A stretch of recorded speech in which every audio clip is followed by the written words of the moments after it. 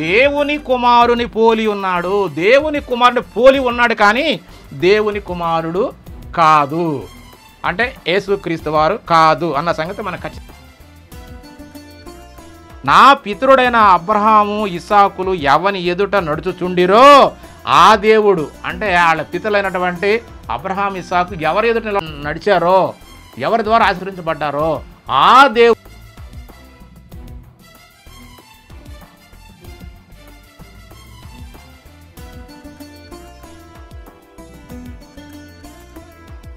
సకల ఆశీర్వాదములకు కారణభూతులైనటువంటి దేవునికి, మన ప్రభు అయినటువంటి యేసుక్రీస్తు యొక్క తండ్రి అయిన దేవునికి వేలాది స్తుతులు స్తోత్రములు. అలాగే ఆన్లైన్ ద్వారా వాక్యాన్ని చూస్తున్నటువంటి దేవుని పిల్లలందరికీ ప్రభు అయినటువంటి యేసుక్రీస్తు నామములో నా శుభములు, వందనాలు. ఈ దినము లేఖనాల నుంచి ఒక అపార్థం చేయబడినటువంటి వాక్యాన్ని మనం ధ్యానిద్దాము. ఎందుకంటే మనకు క్రిస్మస్ సీజన్లో ప్రతి ఒక్కరు కూడా ఈ మాటను చూపించి మరి యేసుక్రీస్తు వారి గురించి చెప్పటం మనం వింటాం. కాబట్టి ఆ మాట చదువుకొని దానిలో ఉన్నటువంటి అర్థాన్ని మనము ఈ రోజున ధ్యానిద్దాము. మీకా గ్రంథము 5వ అధ్యాయం 2వ వచనం.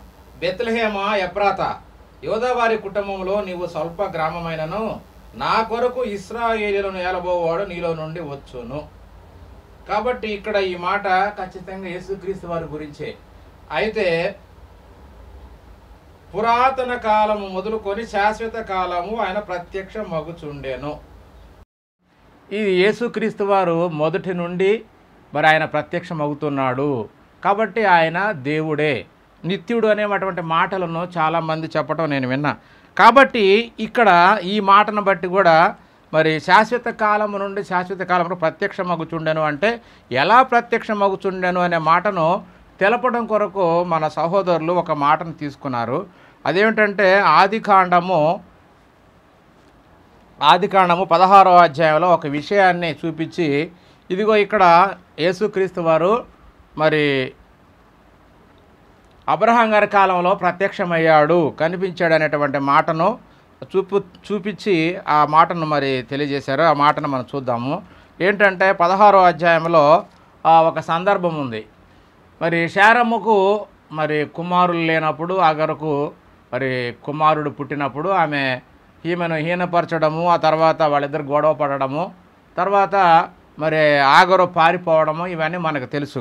ఆ సందర్భంలో దూత ప్రత్యక్షమై చెప్పినటువంటి మాటను తీసుకొని ఆ దూతకు యెహోవా అనేటువంటి నామము ఆగరు పెట్టిద్ది. ఆ నామాన్ని బట్టి ఆమె చెప్పినటువంటి మాటను బట్టి అక్కడ ఆమెతో మాట్లాడింది యేసుక్రీస్తు వారే, ఆయనే రెండవ యెహోవాగా వచ్చారనే మాటను చాలామంది చెప్తుండగా నేను విన్నా.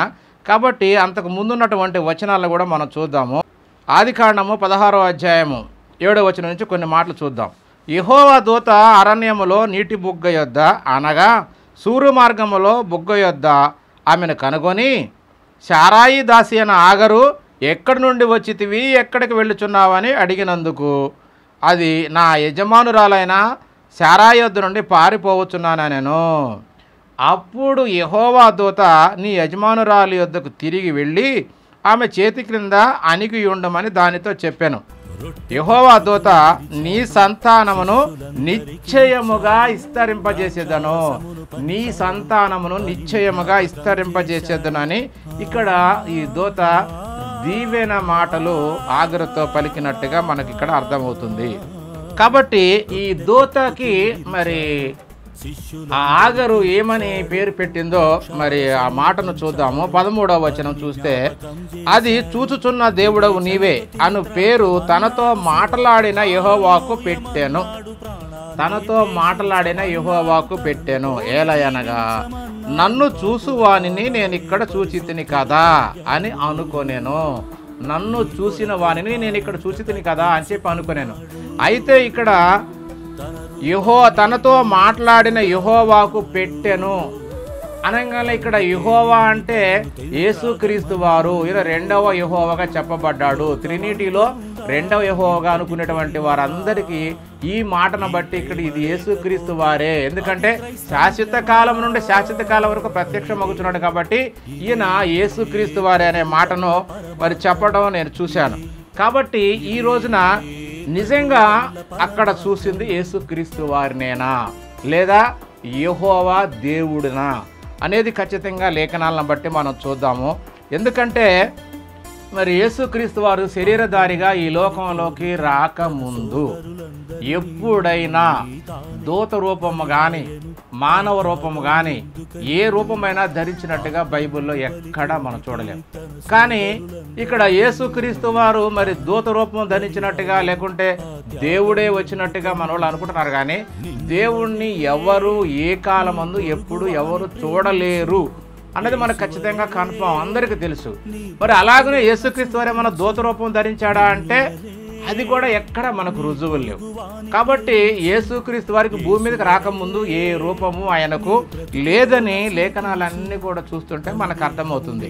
కాబట్టి మరి ఆయన మరి భూమి మీదకి రాకముందు ఆయన రూపం ఏమిటంటే మర్మముగా ఉన్నట్టు, వాక్కుగా, జ్ఞానముగా, శక్తిగా ఉన్నట్టే మనకు లేఖనాలు ఉన్నాయి తప్ప ఆయనకు పరలోకంలో ఉన్నప్పుడు ఏ రూపము లేదు. ఒకవేళ ఏదైనా ఉంటే అది దేవుని స్వరూపం ఏంటంటే దేవుడు ఆత్మ కనుక ఆయనకు కూడా ఆత్మస్వరూపమే ఉండి ఉండాలి. అంతే తప్ప మనుషుల కంటికి కనిపించే ఏ రూపం కూడా యేసుక్రీస్తు వారికి లేదు అన్న సంగతి ఖచ్చితంగా మనకి అర్థం కావాలి.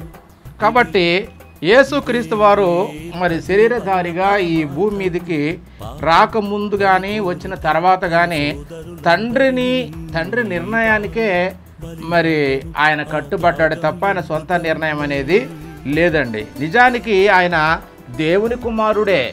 కానీ దేవుని కుమారుడై ఉన్నా కానీ తండ్రి నిర్ణయించిన సమయం వరకు దాసుని వలె ఆయన ఉన్నాడు. ఎందుకంటే మనకు ఒక లేఖనం ఉంది, పౌలు గారు తెలియజేస్తాడు ఒక మాట. గలతీ పత్రిక 4వ అధ్యాయము 2వ వచనంలో ఏముందంటే, తండ్రి చేత నిర్ణయింపబడిన దినము వచ్చు వరకు అతడు సంరక్షకుల యొక్కయు గృహ నిర్వాహకుల యొక్కయు ఆధీనములో ఉండును, వారసుడై అన్నిటికీ కర్త అయి ఉన్నను, బాలుడై ఉన్నంత కాలము అతనికి దాసునికి ఏ భేదము ఉండదు అన్నాడు. అంటే దేవుడు నిర్ణయించిన కాలం వచ్చేంత వరకు ఆయన మరి ఆత్మరూపిగానే ఉన్నాడే తప్ప ఆయన ఏ కార్యాలు కూడా చేయలేదని ఖచ్చితంగా. ఎందుకంటే దాసుడుగానే ఉన్నాడు, దాసునికి ఆయనకు ఏ భేదం లేదంటే అప్పటి వరకు కూడా యేసుక్రీస్తు వారి యొక్క ఆయన సమయం ఎప్పుడంటే ఈ భూమి మీదకి వచ్చినప్పుడే ఆయన యొక్క పని అంతా నెరవేరుతుంది తప్ప ఆయన భూమి మీదకి రాకముందు ఎక్కడ కూడా ఏమి చేసినట్టుగా కూడా మనకు లేఖనాలు లేవు. అయితే వాక్కుగా మరి ఆయన ప్రత్యక్షమయ్యాడని మనందరం అనుకుంటున్నాం. కానీ ఆ వాక్కు దేవునిదే. వాక్యం అనేది క్రీస్తుతో సంబంధం లేకుండానే అనేక సందర్భాలలో దేవుని వాక్కు మరి ఆ దేవుని కార్యాలు నెరవేర్చినట్టుగా మనం లేఖనాలన్నీ చూస్తుంటే మనకు అర్థమవుతుంది.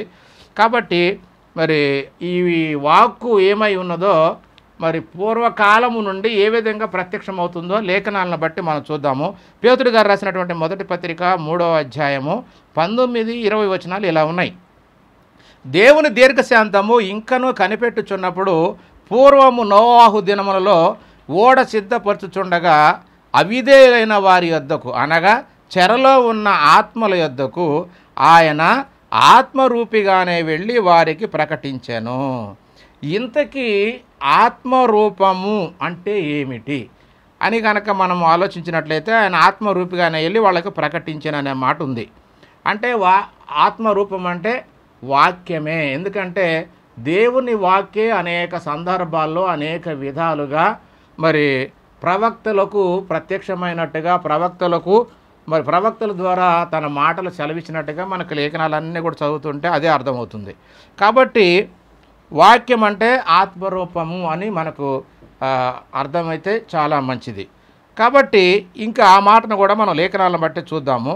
ఎలా వాక్కు వెళ్ళి ప్రకటించింది అంటే వాక్యము అనేది ఒక వ్యక్తిని దర్శించినప్పుడు మాత్రమే ఆ వ్యక్తి మాట్లాడతాడు. అంతేగాని వాక్యానికి సపరేట్గా ప్రత్యేకమైనటువంటి రూపం అంటూ ఏమీ లేదు.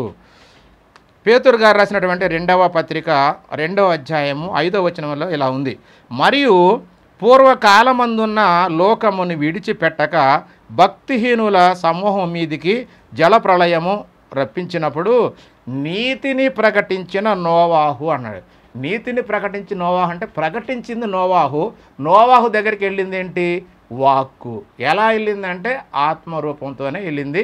ఆ ఆత్మ ఆయనను మరి ప్రేరేపించినప్పుడు మరి నోవాహు గారు నీతిని ప్రకటించాడు అన్న సంగతిని ఇక్కడ తెలియజేశాడు. కాబట్టి ఆయన నీతిని ప్రకటించి ఆయనతో పాటు ఆయన కుటుంబం కాపాడినట్టుగా మనకు ఈ లేఖనాల్లో ఉంది.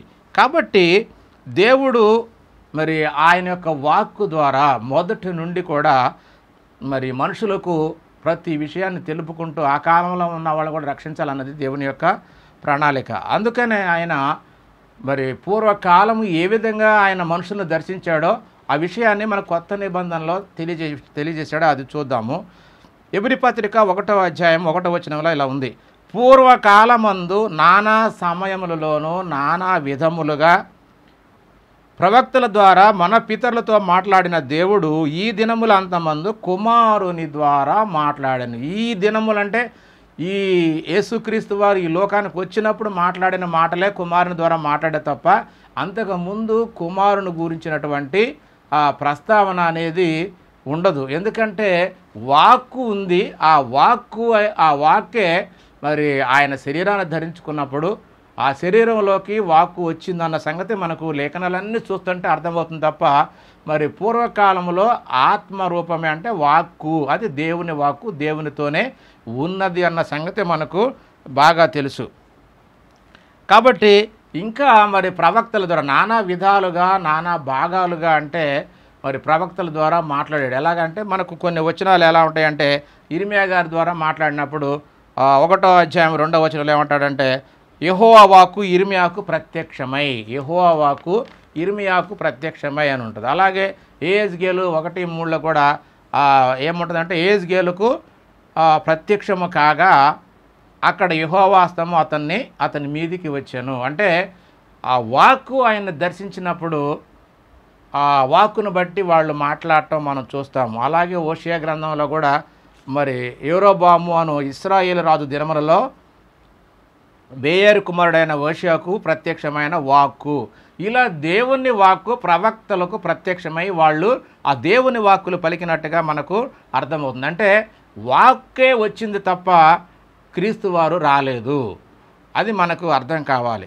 కాబట్టి ఆ క్రీస్తుని మనము వాక్కు అనుకొని ఆయనే దేవుడని, ఆయన శాశ్వత కాలం నుండి శాశ్వత కాలం వరకు మరి ప్రత్యక్షమగుచుండని అనే మాటలు మన వాళ్ళు చెప్తున్నారు. కానీ యేసుక్రీస్తు వారికి అప్పటికి వాక్ అనే పేరే లేదు అసలుకు.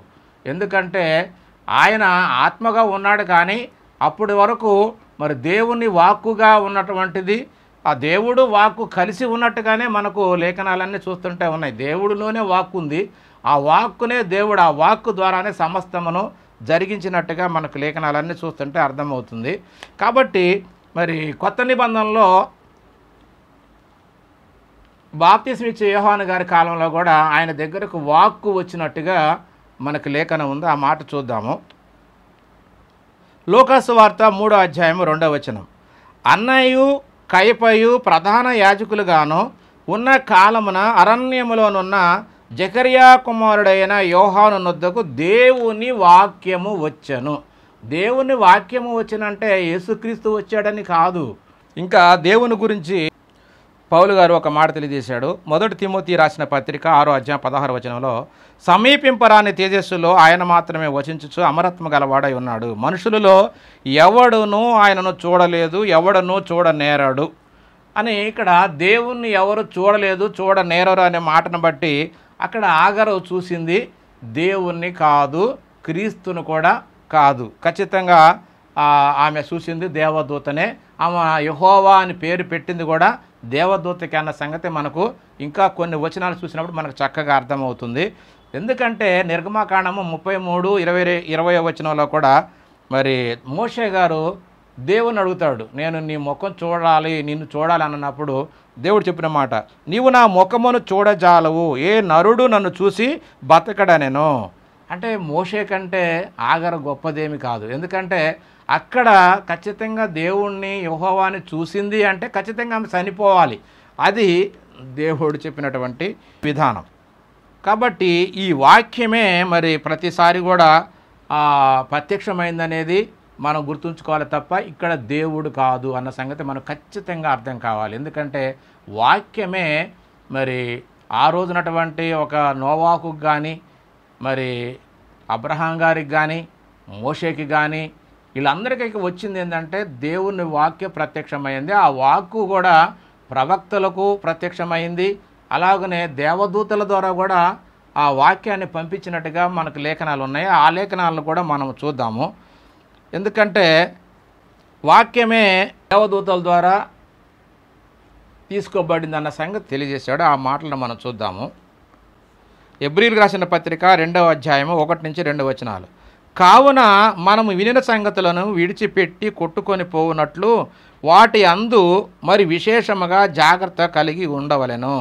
ఎందుకనగా దేవదూతల ద్వారా పలకబడిన వాక్యము స్థిరపరచబడినందున ప్రతి అతిక్రమమును అవిధేయతయు న్యాయమైన ప్రతిఫలము పొంది ఉండగా అంటే దేవదూతల ద్వారానే పలకబడిన వాక్యం అన్నాడు. వాక్యం ఎవరితోటి అంటే దేవదూతల ద్వారానే దేవుడు పలికించాడన్న సంగతి మనకు ఈ లేఖనాన్ని బట్టి అర్థం కావాలి. అలాగనే గలతీ పత్రికలో కూడా ఇంకొక మాట ఉంది. 3వ అధ్యాయము 19వ వచనం. అది మధ్యవర్తి చేత దేవదూతల ద్వారా నియమింపబడెను. అంటే ఈ వాక్యం అనేది ఎవరి ద్వారా మరి వచ్చింది అని అంటే ఈ ధర్మశాస్త్రం కూడా దేవదూతల ద్వారానే మరి నియమింపబడిన అనే మాట ఇక్కడ రాయబడి ఉన్నది.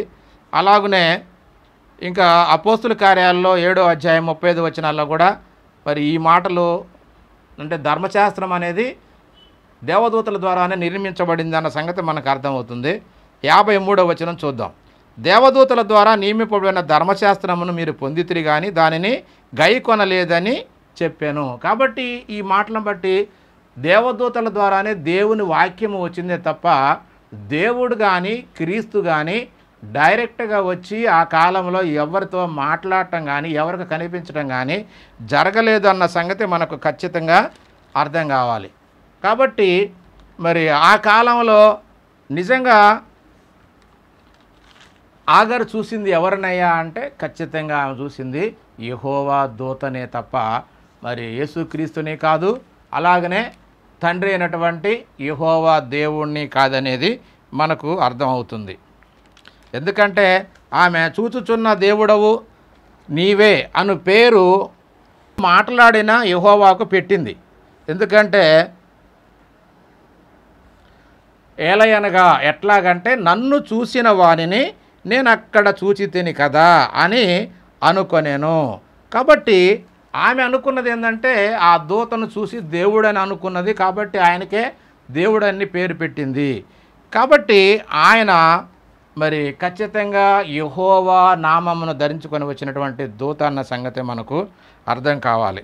ఎందుకంటే ఆదికాండము 21వ అధ్యాయము 17వ వచనంలో కూడా మరి ఆమె కుమారుని కన్న తర్వాత మరి అబ్రహాం గారు ఆమెని పంపించేసినట్టుగా మనకు లేఖనం ఉంది. అప్పుడు అరణ్యంలో కూడా మరి దేవుడేమో ఆ కుమారుని స్వరం వింటాడు, దూత ఆయన సన్నిధిలో ఉన్న దూతేమో ఆమెను ఆశీర్వదించినట్టుగా ఒక లేఖనం ఉంది. ఆ మాట చూద్దాము.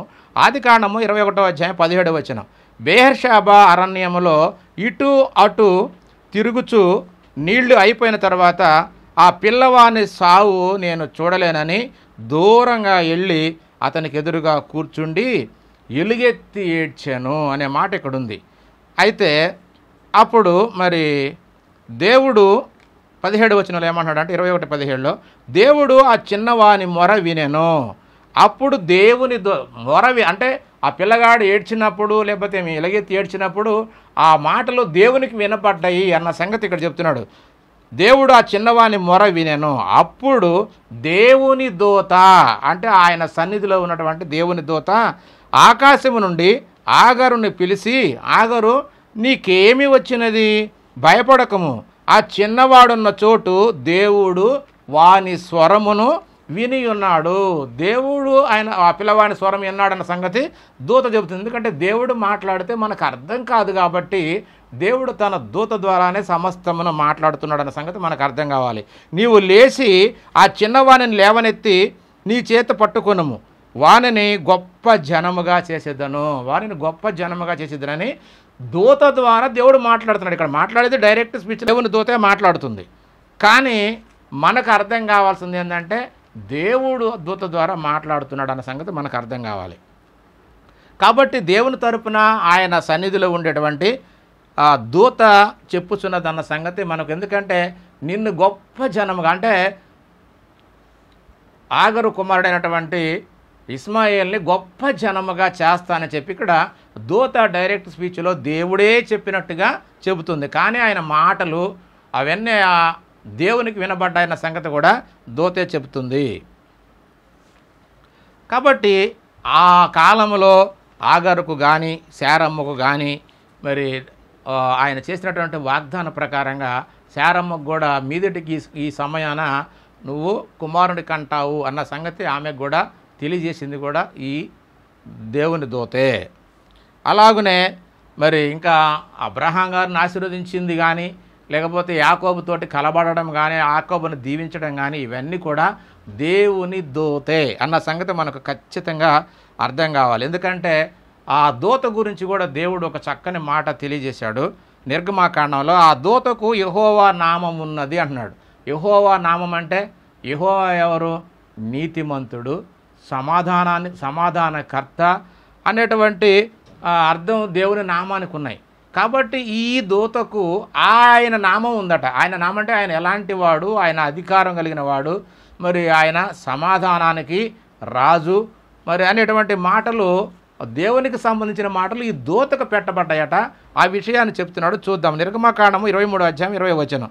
త్రోవలో నిన్ను కాపాడి నేను సిద్ధపరిచిన చోటుకు నిన్ను రప్పించుటకు ఒక దూతను నీకు ముందుగా పంపుచున్నాను.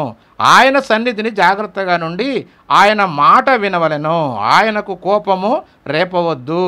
మీ అతిక్రమములను ఆయన పరిహరింపడు. నా నామము ఆయనకున్నది.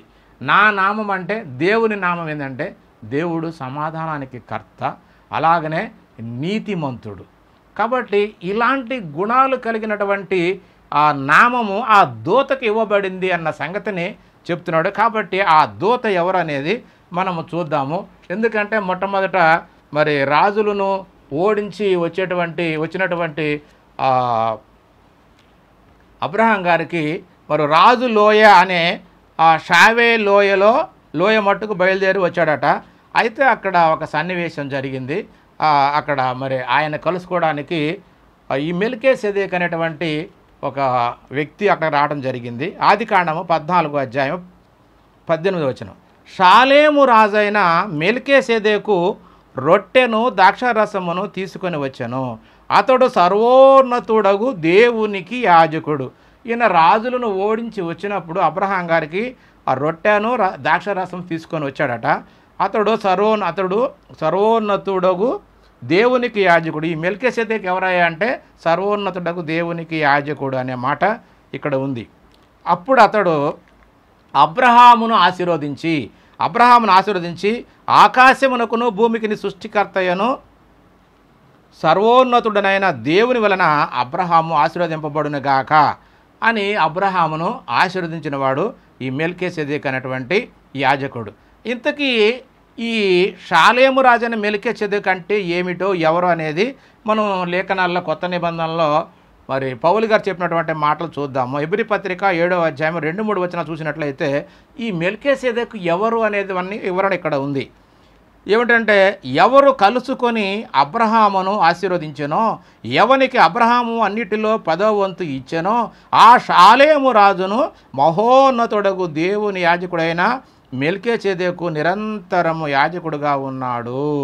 ఈయన ఎవరయ్యా అంటే ఈ మెల్కీసెదెకు ఎవరంటే ఈయన సాలేము రాజు అనేటువంటి ఈయనకు సాలేము రాజు అనేటువంటి పేరు. అయితే ఈయన మహోన్నతుడకు దేవునికి యాజకుడు మెల్కీసెదెకు నిరంతరము యాజకుడుగా ఉన్నాడు. అతని పేరుకు మొదట నీతికి రాజు. ఈ మెల్కీసెదెకు ఎవరయ్యా అంటే ఆయన పేరుకు మొదట నీతికి రాజు అంటే నీతిమంతుడు ఎవరండి? దేవుడే కదా. అంటే దేవుని నామము ఈయనకు పెట్టబడింది. అంటే ఈయన ఎలాంటి యాజకుడు అంటే నీతిమంతుడు.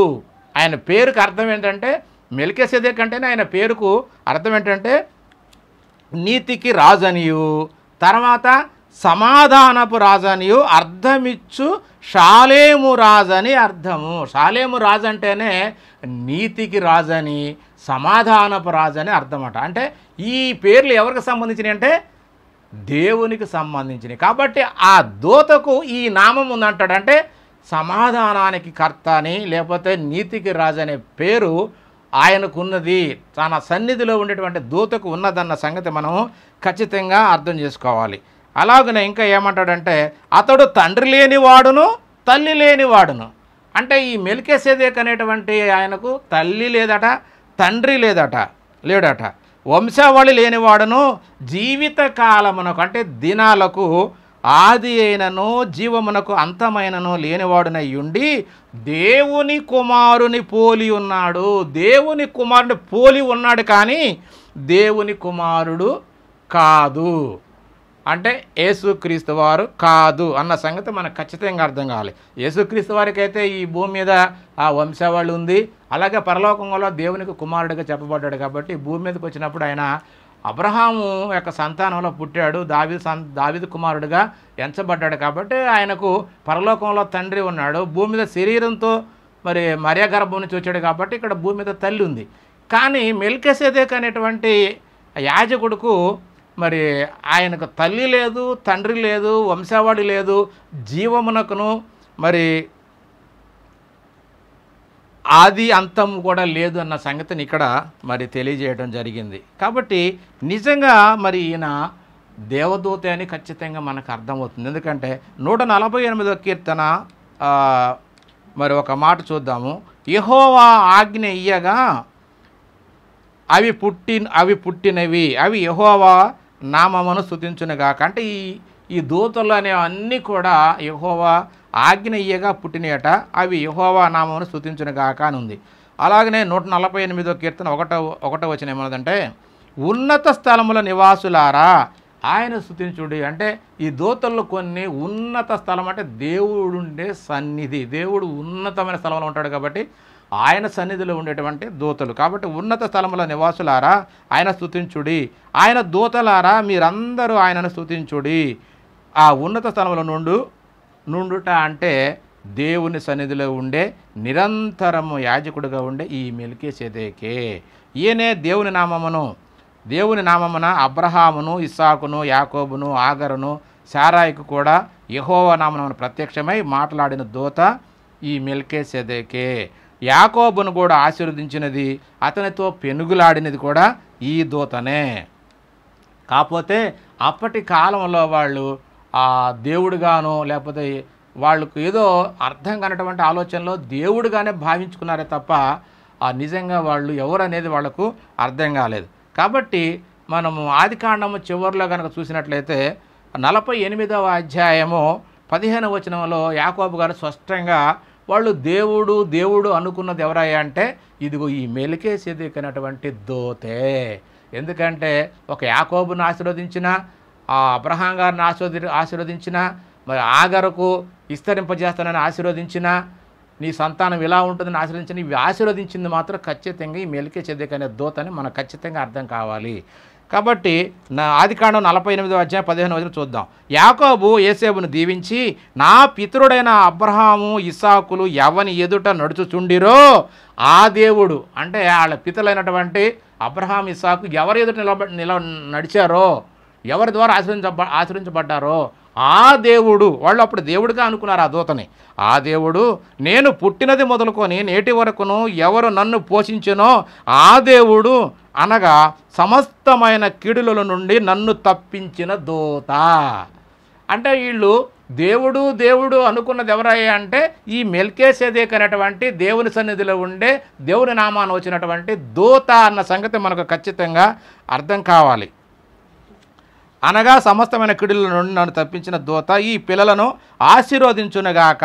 అంటే ఆశీర్వాదం అనేది దేవుడు ఈ మెల్కీసెదెకు అనేటువంటి యాజకుని ద్వారానే ఆ కాలంలో ఉన్నటువంటి అబ్రహాం సంతానంలో ఉన్నటువంటి వాళ్ళందరినీ ఆశీర్వదించింది ఖచ్చితంగా ఈ మెల్కీసెదెకు అనేటువంటి యాజకుడే ఆశీర్వదించాడు. ఆయనే దేవుని సన్నిధిలో ఉండే దూత, ఆయనకి యెహోవా నామము పెట్టబడింది. అందుకనే ఆయన అంటాడు ఆ దూతకు నా నామం ఉన్నది, అతని సన్నిధిలో నువ్వు జాగ్రత్తగా ఉండు, అతడు నీ పాపాన్ని పరిహరింపడు. అంటే యేసుక్రీస్తు వారైతే పాపాన్ని పరిహరిస్తాడు, కానీ ఈ దూత మాత్రం పాపాన్ని పరిహరించాడు, నీ కోపాన్ని కూడా ఆయన సహించాడు, జాగ్రత్తగా ఉండని చెప్పిన మాటలు మనకు ఉంటాయి ఆ దూత గురించి చెప్పినప్పుడు.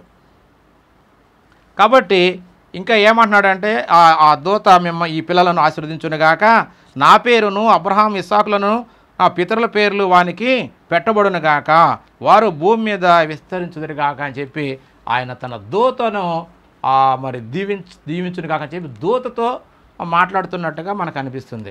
అలాగనే మనకు ఇంకా యాకోబు గారు కూడా దేవునితో పోరాడాను అనే మాటలు మనకు ఆదికాండం 32వ అధ్యాయంలో చూస్తాం. కానీ నిజానికి ఆయన పోరాడింది దేవునితో కాదు, దూతతోనే. ఒక మాట చూద్దాం. హోషేయ గ్రంథము 12వ అధ్యాయం 3వ వచనం. తల్లి గర్భమందు యాకోబు తన సహోదరుని మడిమను పట్టుకొనెను, మగసిరి గలవాడై అతడు దేవునితో పోరాడెను. అంటే అతడు దూతతో పోరాడి జయమొందాడు. దూతతో పోరాడి జయమొందాడే తప్ప దేవునితో కాదు. దేవునితో ఎవరు పోట్లాడలేడండి. ఎవరు కూడా దేవుణ్ణి చూడలేరన్నప్పుడు దేవునితో ఎలా పోరాడతాడు? కాకపోతే అక్కడ దేవుని తరపున వచ్చిన దూతతో పోరాడాడు కాబట్టి దూతతో పోరాడితే దేవునితో పోరాడినట్లే అన్నట్టుగా అక్కడ దూత చదివించిందే తప్ప నిజానికి ఆయన యాకోబు గారు దేవునితో పోరాడలేదు. కానీ దేవుని తరపున వచ్చిన యెహోవా నామాన్ని ధరించుకొని వచ్చినటువంటి దూతతోనే ఆయన పోరాడాడు. అందుకని ఆ దూత మరి అతన్ని నీ పేరేమి అని అడిగి చూద్దాం. 28వ వచనం ఏమంటున్నాడంటే, 26 కూడా చదువుదాం. ఆయన తెల్లవారుచున్నది కనుక నన్ను పోనిమ్మని అతడు అడిగాను. నీవు నన్ను ఆశీర్వదించితేనే కానీ నిన్ను పోనిమ్మని చెప్పానని అడిగినప్పుడు నీ పేరు ఏమిటి? నా పేరు యాకోబనెను. అప్పుడు ఆయన, నీవు దేవునితోనూ మనుషులతోనూ పోరాడి గెలిచితివి కనుక ఇక మీదట నీ పేరు ఇశ్రాయేలే, అంటే దేవునితో పోరాడువాడు, కానీ యాకోబు అనబడదు. అప్పుడు యాకోబు, నీ పేరు దయచేసి తెలపమనెను. అందుకు ఆయన, నీవు ఎందు నిమిత్తం నా పేరు అడిగితివి అని అక్కడ అతనిని ఆశీర్వదించాను. కాబట్టి ఈ ఆశీర్వాదం అనేది దూత ద్వారానే వాళ్ళకు వచ్చింది తప్ప, ఎందుకంటే దేవుడు డైరెక్ట్గా రాలేదు. దేవుడి యొక్క ఆజ్ఞలు కానీ దేవుడి వాక్కులు కానీ అన్నీ కూడా దూత ద్వారానే అబ్రహాం గారికి మరి వచ్చే సంగతి మనకు చక్కగా అర్థమైతే చాలా బాగుంటుంది. కాబట్టి ప్రియ సహోదరులారా, దేవుడు మరి అబ్రహాం గారి ద్వారానే సమస్తాన్ని జరిగించాలని జగత్తు పునాది వేయబడక ముందు మరి దేవుని సంకల్పం అంతా మొట్టమొదట క్రీస్తు, ఆ క్రీస్తుని అబ్రహాం గారి యొక్క సంతానంలో తీసుకురావాలన్నది దేవుని యొక్క సంకల్పమైనది. కాబట్టి అబ్రహాం గారిని దీవించి వాగ్దానం చేశాడు. ఆ వాగ్దానం ప్రకారంగా క్రీస్తును ఆయన సంతానంలో పుట్టించి ఆయన ద్వారా సమస్తాన్ని జరిగించాడు. క్రీస్తు కాలము పరిపూర్ణమైనప్పుడే క్రీస్తు ద్వారానే భూమి మీదకి వచ్చాడే తప్ప అంతకు ముందు ఏ రూపాన్ని ధరించుకొని ఆయన భూమి మీదకి వచ్చి ఎవరితో మాట్లాడలేదు. ఎవరు కూడా క్రీస్తును శరీరధారిగా రాకముందు ఎవరు చూడలే. కాబట్టి అక్కడ ఆగరుతో మాట్లాడింది, ఆగరు పేరు పెట్టింది కూడా మెల్కీసెదెకు అనేటువంటి దూతకే తప్ప యెహోవాకి కాదు, యేసుక్రీస్తు వారికి కాదు. కాబట్టి యేసుక్రీస్తు వారు కూడా మరి మెల్కీసెదెకు యొక్క క్రమములో మెల్కీసెదెకును పోలి ఆయన ప్రధాన యాజకుడు అయ్యాడు. కానీ ఎందుకంటే 110వ కీర్తన 4వ అధ్యాయం మెల్కీసెదెకు క్రమం చొప్పున నువ్వు నిరంతరము యాజకుడివై ఉంటావని చెప్పి క్రీస్తుని గురించి ప్రమాణం పూర్తిగా మరి దావీదు గారు చెప్పినటువంటి మాటను బట్టి క్రీస్తు వారు మరి ఈయన